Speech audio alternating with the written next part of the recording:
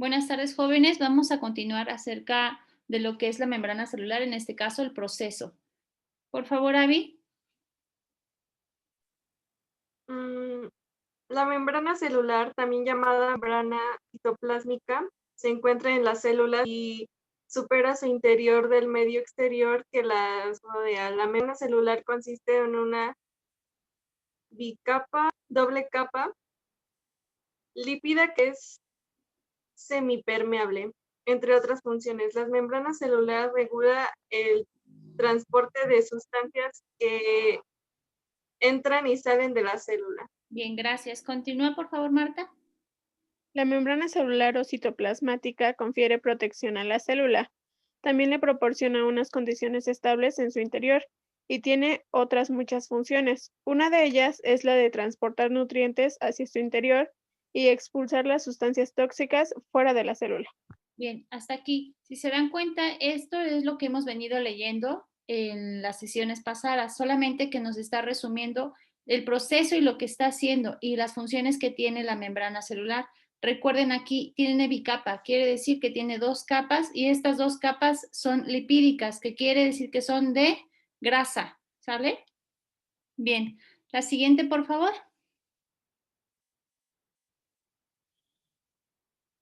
Catherine. Otra de sus funciones es debida a que en la propia membrana hay insertadas distintas proteínas que interactúan con otras sustancias del exterior y otras células. Estas proteínas pueden ser glicoproteínas cuando están formadas por un azúcar unida a una proteína, o pueden ser lipoproteínas cuando se componen de la unión de un lípido con una proteína. Todas estas proteínas están enganchadas en la superficie de la membrana o insertadas en ella y permiten que la célula interaccione con otra célula. Gracias. La membrana celular, por otra parte, también aguanta la estructura celular, le da forma. Esta es la que la va a rodear y la que le va a dar esta forma que nosotros hemos ido identificando anteriormente. Por favor, Edgar. Hay distintos tipos de membranas celulares, dependiendo del tipo de la célula, y en general, las membranas tienen colesterol en abundancia. En las células animales, como componente lípido, para darles estabilidad. Según el tipo de célula, pueden existir estructuras adicionales. Existen distintos vegetales y microorganismos, como bacterias o algas, que tienen otros mecanismos de protección, como una pared celular exterior mucho más rígida que la membrana celular. Bien, gracias. Ahora vamos a ir a este video que les mencionaba. Voy a cambiar la pantalla.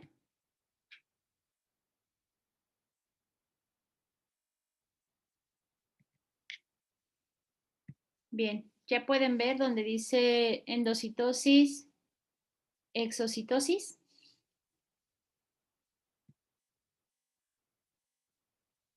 ¿Sí? Ya. Ok, entonces lo voy a poner play.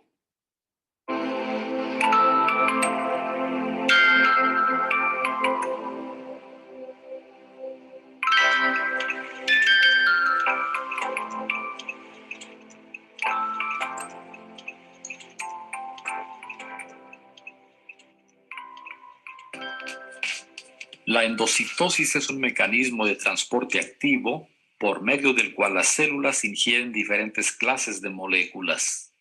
Los principales tipos de endocitosis son fagocitosis, endocitosis mediada por receptores y pinocitosis. La fagocitosis es la ingesta de partículas sólidas relativamente grandes, tales como microorganismos, partículas insolubles, células dañadas y restos celulares. En este proceso, la membrana plasmática emite extensiones llamadas pseudópodos que envuelven al material por ingerir, lo introducen y forman una vesícula llamada fagosoma, que se desprende de la membrana para incorporarse al citosol. A continuación, el fagosoma se fusiona con un lisosoma, cuyas enzimas hidrolíticas degradan el material fagocitado. A la vesícula formada por la unión de un fagosoma y un lisosoma se le llama fagolisosoma. Los eucariontes unicelulares, como los protozoarios, se alimentan mediante fagocitosis.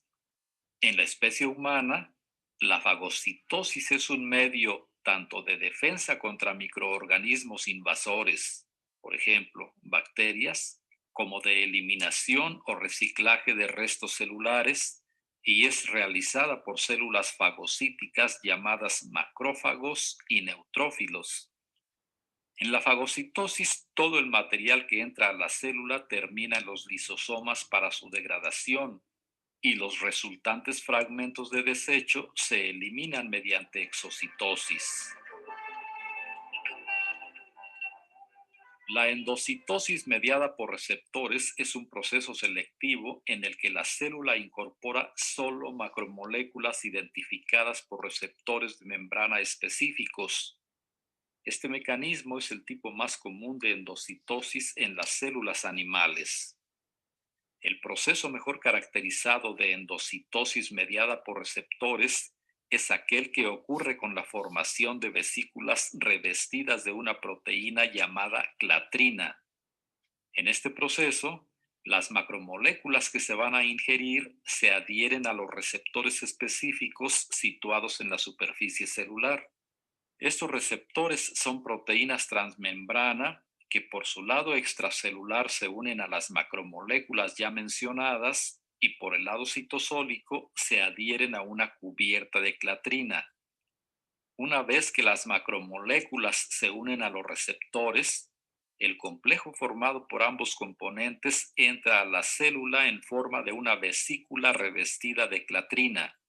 Cuando esta vesícula se desprende de la membrana plasmática y se libera en el espacio intracelular, se elimina la cubierta de clatrina. A continuación, la vesícula que aún transporta a los receptores y a las macromoléculas se fusiona con la membrana de un organelo llamado endosoma. Dentro del endosoma se produce la separación de las macromoléculas y los receptores. Luego, los receptores regresan a la membrana dentro de vesículas derivadas del endosoma, llamadas endosomas de reciclaje.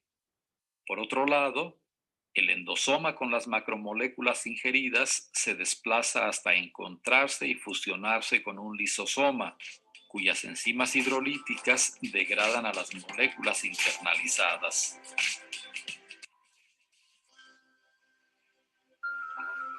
La pinocitosis es un proceso en el cual las células ingieren líquidos y pequeñas moléculas solubles sin hacer ningún tipo de selección. Todas las células eucarióticas ingieren continuamente líquidos y moléculas por pinocitosis. Tras captar el material del espacio extracelular, la membrana de la célula se repliega y forma una vesícula con el contenido ingerido, llamada vesícula pinocítica o pinosoma, la cual se fusiona a continuación con los lisosomas, que degradan las partículas, cuyo contenido se puede liberar para mezclarse con el citoplasma.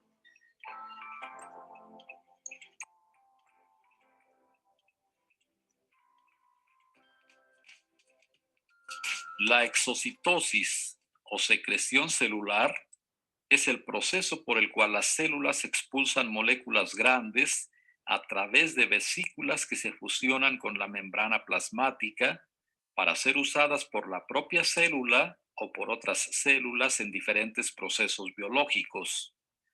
Las vesículas se producen principalmente en el aparato de Golgi, pero también pueden provenir de otros compartimentos, como los endosomas. Existen dos tipos de exocitosis: constitutiva y regulada. La exocitosis constitutiva se realiza en todas las células y sirve para la liberación de componentes de la matriz extracelular o solo para transportar proteínas de la membrana recién sintetizadas que son incorporadas a la membrana plasmática después de la fusión de la vesícula de transporte. La exocitosis regulada, a su vez, es un proceso que realizan las células especializadas en la secreción. En este caso, los productos moleculares no se quedan en la periferia de la célula, sino que se expulsan al espacio extracelular.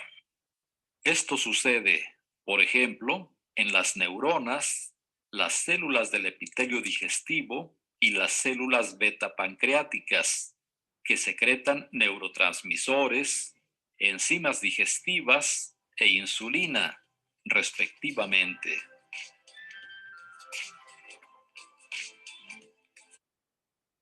Voy a dejar de compartir, jóvenes, y voy a detener la grabación para que expliquemos un poco más esta parte.